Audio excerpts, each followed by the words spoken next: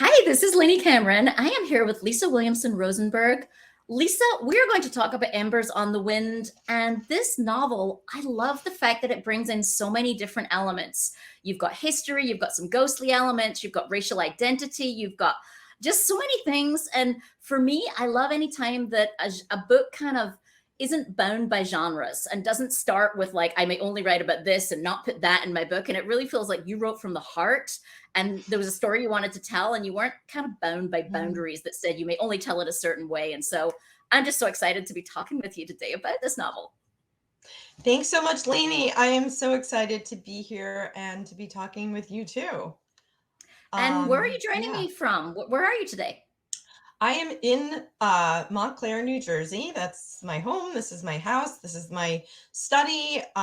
This is not where I do my writing. This is where I do my Zoom psychotherapy sessions because I'm also a therapist, but it's the general picture of where I do my work. And I'm going to ask you more about how that played into your writing and how you approach things being a psychotherapist. But let's start, for anyone who hasn't seen this book, Embers on the Wind, let's just start by telling them a little bit about the novel. What would you say to someone who's not yet familiar with it yet? Sure. Okay, so basically this is a story, well, I should say stories of Whittaker House, and it's an underground railroad safe house turned 21st century Airbnb. And it's the story about how it has touched the lives of Black women over the centuries from the age of enslavement to today. And so it's multi-time period, and it is, the structure of the book is interlinked stories, kind of a la Kitteridge. Sort of each story has a thread of another story in it. I extracted characters for, subsequent stories from each story that I told. Yeah. And I'm just going to read quickly a little sense from Marco Raffaella, who actually was one of the debut authors in the same year as me, 2020. And his books have done so well, or his book How Far Is End has done so well. I loved his book. Loved his book. And so did my husband. Yeah. He says, it's a gorgeously layered novel, cinematic in scope, and yet hauntingly intimate. Embers on the Wind crosses the barriers between the living and the dead, illuminating how intergenerational trauma reverberates through history. An incandescent debut, luminous and mesmerizing. Wow. Wow. Also, he's an incredible writer, and that review kind of shows Marco's talent too. Well, but also when an incredible writer like Marco says that your book is so well written, incandescent, mesmerizing. And I noticed that was one of the key things that showed up in your reviews. When you look at like the most common words in your reviews, well written is one of the things that shows up again and again and again. People really appreciated the beauty of the writing and the way you told this story. It's sort of like, so when I talk about writing, and I know that it's classified as literary fiction, which sometimes gets a stuffy, snooty rap, but I'm a dancer by training, and a lot of my dancing life was spent doing choreography. I view writing as choreography on the page. So I will listen to a sentence and I'll listen to the rhythm of the sentence, and I do when I do revisions, I use read aloud. And I can hear, if you hear this like deadpan monotone voice, if the rhythm sounds okay with the deadpan monotone word read aloud voice, then I think it's okay. Then I'll approve it. But I love that. I agree. I actually have I have Scrivener read to me, and it uses like you say, the system voice, which is horrible. It's like a robotic voice, right? But yeah, it makes you notice, right, when the rhrym's off, or when there's a word missing, that it would just make the sentence sound better with one more word. It's so fascinating because I'm terrible at copy editing my own work, and I can only hear it when I listen to it. Like I can't see it on the page. Yeah.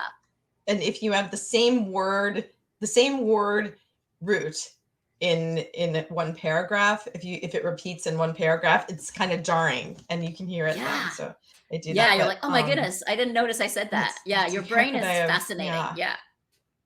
Sure. So inspiration, where there's, like I said, there's so many threads coming together in this. You've almost got like a ghost story element. You've got tri timeline, right, of history. You've got these multiple Sure. interwoven narratives. Mhm. Like, where did the idea come from, and was it many ideas, or how does something like this come together? It came together with one house, one ghost, one story. My father-in-law and stepmother-in-law owned a house in the Berkshires, from kind of the 90s until I want to say maybe 10 years ago they sold it. But it was, no, not that long ago. But anyway, it was an Underground Railroad safe house. It had been an Underground Railroad safe house. It went up, I think, around 1790 something. Um, and the freedom seekers, um, African Americans and escaping slavery, were hidden in the root cellar. The legend is, and my stepmother-in-law told me this, the legend is that one of the freedom seekers had to come into the house for some reason related to her health. I don't know what, but she died in the house. And the legend is that her spirit haunted the house.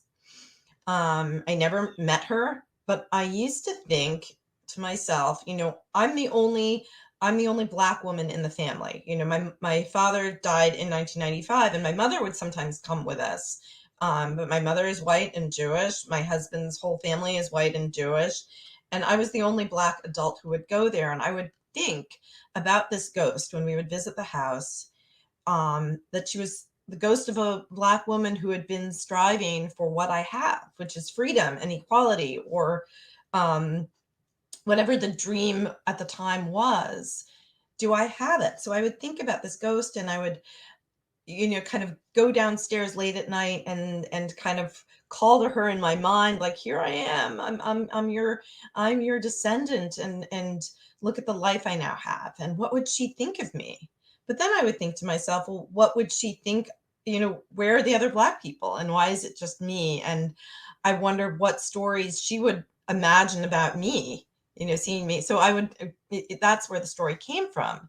So I imagined her as an old woman, in the house. Like, why else? Maybe she died. She couldn't join her friends to go the rest of the way to Canada. But then I thought, well, maybe it was something else, like a pregnancy, and maybe she was a pregnant teenager. That's how I came up with Clementine. What if there were a modern Black woman who came with her white husband and baby to the house? And what if there were kind of a merging of spirits, or a meeting of their minds in this house, and what would then happen? And that was how I got the story of the birthing room, which is the story of Clementine in 1850 and Galen and Rob and their baby Olivia in 2019, and how Galen's postpartum depression sort of makes her susceptible to the spirit of Clementine, who died in this horribly traumatic way. So I love that people talk about in your reviews. They talk about this idea of intergenerational trauma and Mhm. generations of Black women and what they've been through, and how you Right. treated it with such care in this book. And I'm really Mhm. interested, because you're a psychotherapist, and obviously that you're an ex ballet dancer, you're a psychotherapist. All of this is Uh-huh. feeding into how you write. How do you think that psychotherapy experience kind of feeds your writing or affects how you write about these things? So one of the things we do in psychotherapy is say a lot of what's happening right now. What are you experiencing right now? When someone is telling a story about something that happened to them in the past, and I'm seeing their face change, almost as if they're reliving the past with what they now know. So there's kind of a multi-layered emotional experience that a person has. And to describe that exactly right, the particular brand of sadness that comes with remembering a pain, it could be an emotional pain or a physical pain, and kind of noticing where you feel it in your body and how it makes you interact with people, how memory affects behavior. That's just fascinating to me. And to be able to describe it in words that can then translate for another human being, that's kind of the challenge and the joy of writing. And it comes from a very, psychological point of view, if that makes sense. Yeah, that makes Um, perfect sense. right. And we And talk about, oh, yeah, sure. Keep going. go ahead. No, I was just going to say, we talk about the trauma of enslavement and how it's in the DNA of not just Black women, of Black people, how it's in the DNA. And we can say, oh, it's something that it ended centuries ago, but its manner, the fact that it happened, its way of affecting how a Black person sees him or herself in the world. Is there still an awareness of being in danger? Is there still an awareness of being a threat? Because Right. although African Americans were enslaved and kept as chattel, they were also a threat. What if a Black person gets education, as we did during Reconstruction? What if we become a threat? Our Right. abilities become a threat, not just physically. So it's living with that. What does it mean to be present in the world, and how our legacy kind of affects us?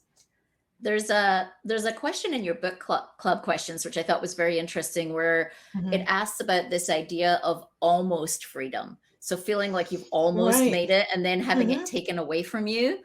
And that was Right. something I related to, like this feeling of like whenever it's going right, something's going to take this away and the Something's world's going gonna to fall take it apart around away. me. Yeah. Like, do you think that's related especially to race in this context, or is it universal? Or I just thought it was a really interesting question.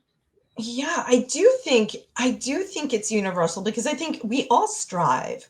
We all strive for something. We all have a legacy of being one thing, whether my mother's family came over here as Jewish immigrants in the early 20th century, escaping what was going on in Europe. And at the time it wasn't Hitler yet, it was pogroms. And you know but for Black people, it is so visceral, the almost, because you know a, a Jewish person who isn't me, who's white, or can kind of shed an identity, get a different kind of haircut, speak in a different kind of way, um, and be taken for white in certain parts of this country. Mhm. There's plenty of anti-Semitism, and yet there are ways where people will say, "Oh, I didn't know she was Jewish." If you're Black and you look, like I do, there is it's a matter of gradation. For example, I'm going to use a story in the book of Kay. Now, Kay is, she's got an MBA. She has the luxury to be a stay-at-home mom and entrepreneur. She has her own business. She owns a brownstone in Brooklyn. She owns a brownstone in Brooklyn. She is out and sprains her ankle, slips and falls in the street and becomes soiled. She soils her coat. She sees the realtor who sold her brownstone in Park Slope. And the realtor is then showing another couple around the area. And instead of recognizing Kay, who's now in the street rubbing her ankle, the realtor turns to the white couple who she's showing around the area and says, "We hardly ever see anything like that around here." And what she has done is, in that moment, that Kay, who's this upper class woman who bought it's a lot of money to buy a huge brownstone Yeah.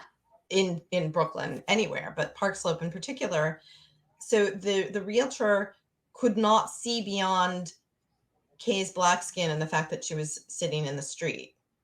And she Right. quickly rushes the couple away, like, there are no homeless people here. So Kay lost all the strides, everything she had, education, money, blah, blah, blah. She became a representation of the Black underclass, or And that's of a low caste, the low caste. right. I'm actually That's reading caste right now. Does that make oh sense? well. So that's where Yeah.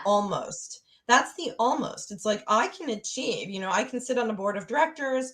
I've got all my degrees. I went to an Ivy League university. I've always spoken this way, but just, how I, and I can have a hair out of place and be assumed, and someone can assume that I am a member of the lowest caste in this country. So Wow. it is always almost, and it's always going to be out of reach. And people say Right. that, does that make sense? Does that answer the question? Yeah, Yeah. it's linked to this idea of affluence, right? And does Class, it really fix yeah. things, or class and affluence, and like Right. it's changing, but not completely, right? Sure. And it's how you are seen and what our biases are. And also there's this internalized racism, these upper class women like Kay, and we'll take Galen, who is a psychologist and a brand new mom, and her clothes are always perfect. Her baby looks perfect. She's the most expensive kind of stroller, which I had to look up because I know I raised my kids 20 years ago, and what was the fancy stroller back then, maybe not so much anymore. But she has all of these these accessories that peg her as an upper class woman, but her hair has to be perfect. Her clothes have to be perfect. Then if there's a slip, or if she sits with another Black woman in a cafe, if she's by herself in a cafe, that's fine. She's just there. But if there are two Black women laughing loudly, it doesn't matter. They've become a threat to the peace. They've become a threat to the calm, to the status quo. It's this sense of how precarious it is, right? Like you strive so hard, but it's so precarious that you're almost on the edge of losing it. Right. I mean, do you remember that there was a book club, a group of African American women who went on a wine tasting trip, and they were on a train in California. Yes. And everybody on the train car was laughing loudly and having a good time. And when the train pulled into the station, there were police ready to do whatever, because these Black women were disturbing. They were a threat. They were dangerous. They were laughing loudly. They were free. They were relaxed. And that became a threat to, they should be subservient, quiet, invisible, and something about a Black woman kind of taking up her whole space. No, you can't do that. So yeah. I'm fascinated in this context where you're bringing so much of that Black experience to this book. As you were editing it, did you have in your head who your audience was? Like, were you thinking of, I'm writing for this kind of a person or that kind of person, or were you just writing your story and it didn't matter who turned up to read it? I think a combination of both, because I think, it's 2022, or back then it was 2018. I think when and you're a writer trying to sell your book. So of course you're thinking a little bit about who is going to read this. This is a women's story. It's a story about women. And, I'm biracial, I'm Jewish, I'm Black. And I can't not have, regardless of what I look like and how I'm seen, I can't not have a kind of a dual perspective. I want people to know maybe that Blackness is so versatile. There are so many different ways of being Black and so many different stories of being Black. And, people have said to me, oh, you're the whitest Black person I know because you talk this way. I'm like, well, yeah, I'm not. Oh. And that's this is how I talk, because I've always talked this way. And whatever it is that I'm doing, it's a Black person doing it.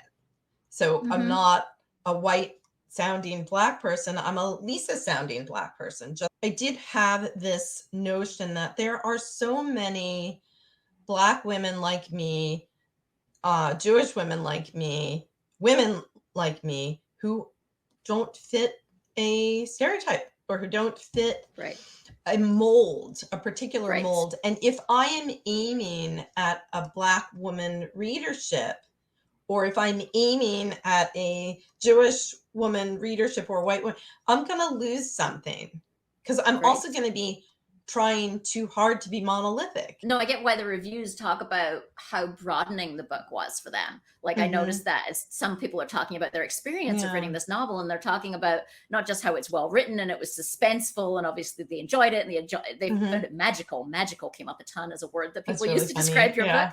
Yeah. But people were talking about how they felt like their mind was broadened, like they learned something, like their Mm-hmm. view on the world was expanded. And I think that's exactly what you're talking about. Yeah. Is I talked to Noe Kerwan just Mm-hmm. recently, and Yeah. Noe was Yeah. talking about the idea that that when you're a Black woman and you walk into the room, you're representing all Black women, and she was trying to get that Exactly. Yeah. across in her Mm-hmm. character. Yeah. And I thought that was really interesting as a way to look at it. And so for me, every time someone takes that and they modify it and they expand it, the better, right? Because we Mm-hmm. need to show more perspectives of what it feels Right. like to be in all Exactly. these Mm-hmm. categories.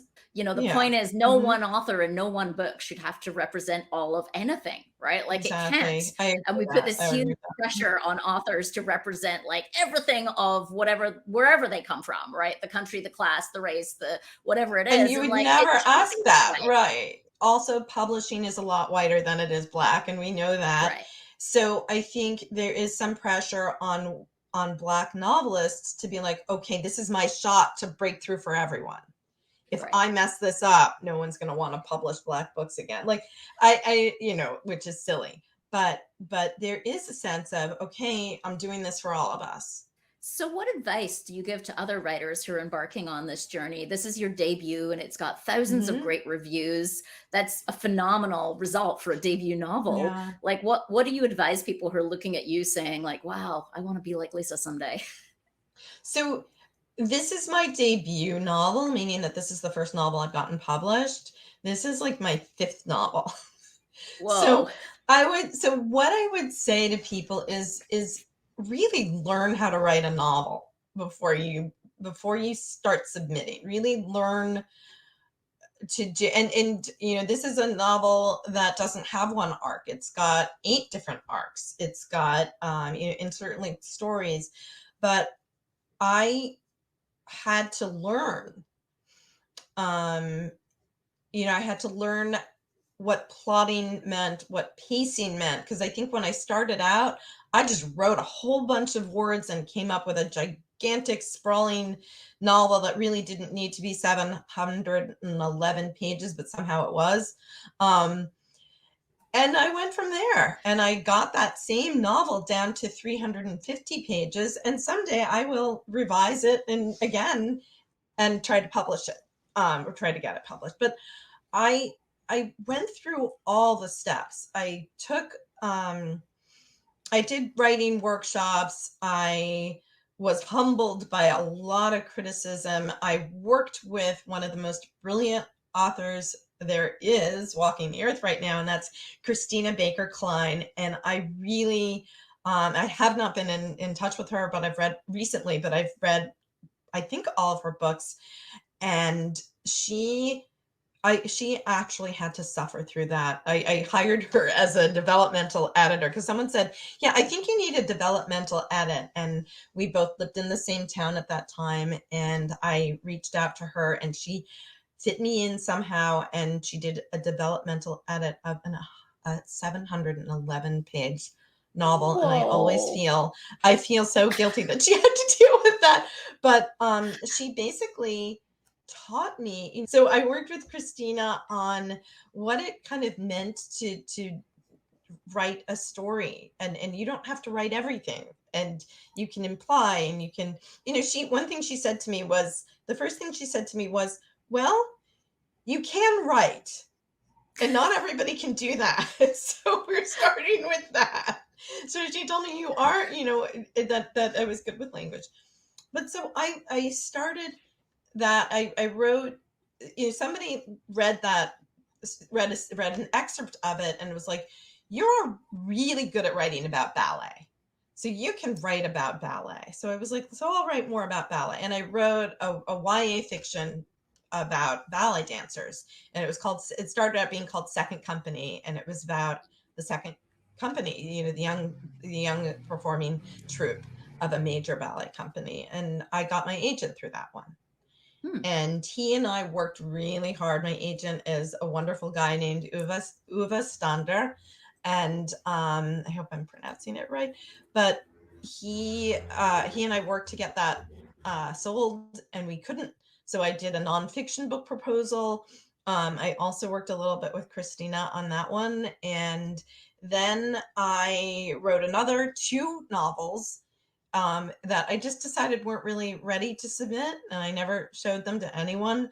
Um, and then my son had this ridiculous soccer program where it was 2 hours a day, 4 times a week, and I was driving these boys in my minivan to this disgusting like little location in a dome in New Jersey that was hot and full of flies. And I found a little room with my laptop, and I sat there and I wrote. And when it got too buggy, because there were like birthday parties there and there would be like leftover cake sitting in the corner, I would sit in my minivan and I just wrote stories about the ghost and my father-in-law's house. And I started writing story after story that had to do with this underground railroad safe house. And I said to my agent, and I published one. I won a second prize in the Piltdown Review winter spring short story contest. And I was like, okay, well, somebody likes it enough for it to almost win, almost. And I said to my agent, like, hey, guess what? I sort of won almost. What if this becomes a novel? And he's so great. He just like, you can finish your email and send it to him and he'll have a response by the time the minute's up. And he was like, great, I love it. Let's do it. And I thought of making the story of the birthing room into a novel, about going back and forth from 2018 to 1850 between Clementine and Galen and Rob. And instead, I didn't have the attention span sitting in that minivan or in that hot soccer dome. So it became stories. And I wrote 9 stories about the house, and each story came from a character from the first story. There was Galen and Rob and Clementine, and then who was Maxine, the Airbnb owner?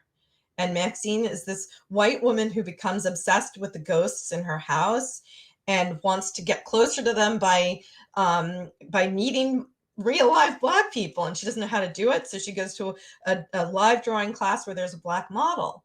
So what's this Black model doing in the Berkshires in 2018? Young Black woman. What is she doing there? Oh, that's Michelle. Michelle is up there on the advice of her therapist to heal from this trauma she suffered in the Berkshires when she was 12. And I who's love Michelle's I sister love Kay, that all that. So that that's how I did it. inspiration. It's amazing how one thing Right. led. I love how your mind works, right? One thing leads to the Right. next and the next and the next and the next. And I hope Mhm. everybody listening is going to read this novel because it's fascinating how so. you were But able to yeah. build it that way. We're almost at the end of Yeah. our time Okay. here. So there's one last question I want to ask you, which is reading and books. Is there anything Mhm. that you would particularly recommend or that you've read recently Okay. that you enjoyed? So a lot of books, and I want to say, the pulling of characters and creating stories. I swiped that idea when I was reading Olive Kitteridge by Elizabeth Strout.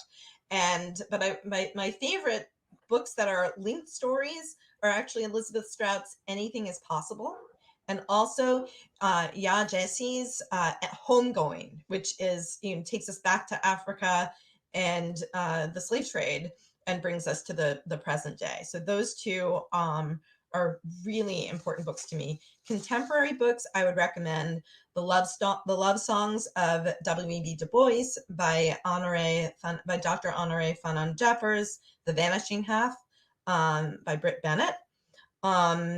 Old influences were Their Eyes Were Watching God by, of course, Zora Neale Hurston. And I'm a Virginia Woolf. I wrote my senior thesis on Virginia Woolf. So Mrs. Dalloway, actually.